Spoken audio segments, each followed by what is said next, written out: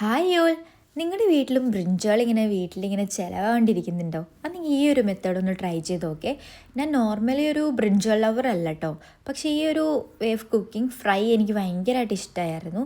അപ്പോൾ നമ്മൾ ആദ്യം തന്നെ ബ്രിഞ്ചാൾ അത്യാവശ്യം വീതിയിൽ കട്ട് ചെയ്യുക. ഭയങ്കര ലൈറ്റ് ആവരുത്, ഭയങ്കര കട്ടി കൂടരുത്. അത് കട്ട് ചെയ്തിട്ട് നേരെ മുളക് പൊടി ഇടുക, പിഞ്ച് ഓഫ് മഞ്ഞപ്പൊടി ഇടുക.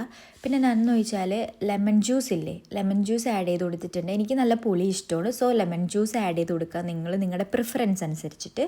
പിന്നെ അതിനകത്തേക്ക് ഞാൻ നേരെ ഉപ്പും കുറച്ച് മല്ലിപ്പൊടിയും കുറച്ച് ഗരം മസാലപ്പൊടി ആഡ് ചെയ്തിട്ടുണ്ട് കേട്ടോ. അതെനിക്കിഷ്ടമായതുകൊണ്ട് ഞാൻ ആഡ് ചെയ്തു, നിങ്ങൾക്ക് വേണ്ടെങ്കിൽ നിങ്ങൾ മാറ്റാം. പിന്നെ നേരെ ഇതിനകത്തേക്ക് നമ്മൾ കോക്കനട്ട് ഓയിലാണ് ഇട്ട് കൊടുക്കുന്നത്. എന്നിട്ട് നല്ലോണം തേച്ച് പിടിപ്പിച്ചിട്ട് ഒരു അരമണിക്കൂർ മാരിനേറ്റ് ചെയ്ത് വെക്കാം. പിന്നെയെന്ന് വെച്ചാൽ നമ്മൾ ഫ്രൈ ചെയ്യാൻ എടുക്കുന്നത് മെയിൻലി ബട്ടറാട്ടോ. ഇവിടെയാണ് ഇതിൻ്റെ ഡിഫറൻസ് വരുന്നത്. നമ്മൾ എണ്ണയിലല്ല ഫ്രൈ ചെയ്യുന്നത്, ബട്ടറിലാട്ടോ. അതാകുമ്പോൾ ടേസ്റ്റിനൊരു ഡിഫറൻസ് ശരിക്കും ഫീൽ ചെയ്യാൻ പറ്റും നിങ്ങൾക്ക്. ബട്ടർ നല്ലോണം ഒന്ന് റെഡിയായി കഴിയുമ്പോഴത്തേക്കും നേരെ നമ്മുടെ ബ്രിഞ്ചാൾ നേരെ ഇട്ട് കൊടുക്കുക കേട്ടോ.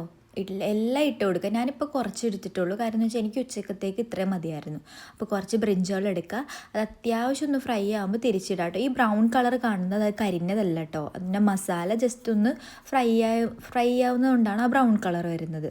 നല്ലോണം ഒന്ന് വൈറ്റ് എടുത്തതിന് ശേഷം നമ്മൾ ചോറും കൂട്ടി അങ്ങോട്ട് അടിച്ച് തിന്നുക. നല്ല ടേസ്റ്റാട്ടോ, നിങ്ങളും ട്രൈ ചെയ്ത്.